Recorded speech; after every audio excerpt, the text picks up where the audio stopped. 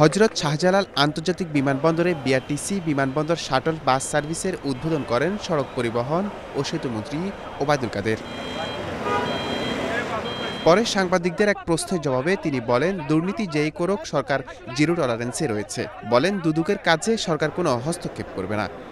দুর্নীতি যেই করুক এখানে সরকারের জিরো টলারেন্স, প্রধানমন্ত্রী জিরো টলারেন্স, দুর্নীতি তদন্ত করার অধিকার আছে দুদকের, এবং এর স্বাধীনতা সরকার কোনো প্রকার হস্তক্ষেপ করেনি, করবে।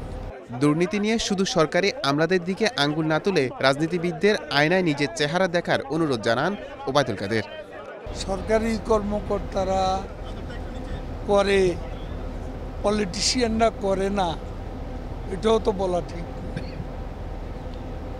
কারণ আমরা যখন কথা বলি, আমি সবার কথাই বলছি, তখন আমাদের প্রথমত আয়নায় নিজের চেহারাটা দেখা হচ্ছে। এ সময় বিআরটিসি চেয়ারম্যান বলেন, এখন থেকে বাস আমদানি করতে হবে না, নিজ দেশেই তৈরি হবে। আমাদের ইঞ্জিনিয়ারদের মাধ্যমে আমরা এই গাড়ি প্রস্তুত করতেছি। ওদের ভবিষ্যতে আমরা কিন্তু নিজেরাই গাড়ি বানাবো, আমাদের বিদেশ থেকে আর আমদানি করতে হবে না। নূর মোহাম্মদ ভূঁইয়া, এশিয়ান টেলিভিশন, ঢাকা।